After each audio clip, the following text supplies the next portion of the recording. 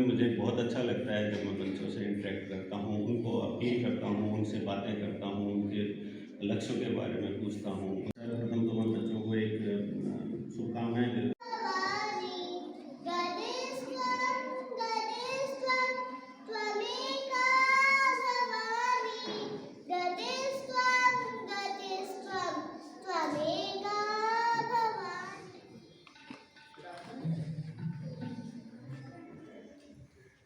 भजे विशेष सुंदर समस्त पापखंड भजे विशेष। विभिन्न विद्यालय से शिक्षिका वृंद है, किंतु क्या पढ़े? व्यक्ति का विकास कैसा होना चाहिए? संतुलित होना चाहिए, बैलेंस डेवलपमेंट होना चाहिए। हमारा शारीरिक विकास होना चाहिए। तो क्या करना चाहिए बच्चों को? सुबह जल्दी उठना, प्राणायाम करना, एक्सरसाइज करना, खेलना।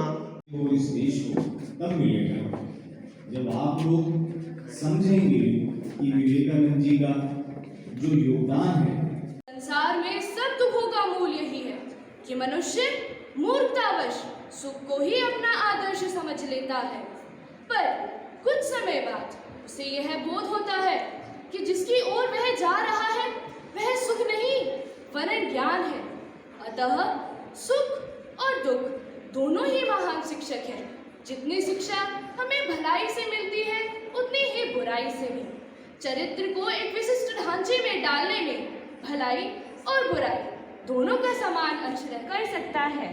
यदि यह आत्मविश्वास और भी विस्तृत रूप से प्रचारित हो जाता और कार्य रूप में परिणत हो जाता तो मेरा दृढ़ विश्वास है कि जगत में जितना दुख और अशुभ है उसका अधिकांश लुप्त हो जाता।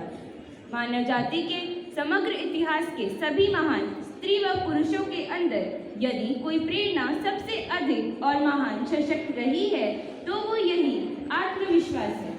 वे इस ज्ञान के साथ पैदा हुए थे कि वे महान बनेंगे और वे महान बने भी। मनुष्य कितनी भी गिरी हुई स्त्री पुरुषों में जो महान प्रेरणा सबसे ज्यादा सशक्त रही है वो यह आत्मविश्वास ही है। वे इस विश्वास के साथ पैदा हुए कि वे महान बनेंगे और वे महान बने भी।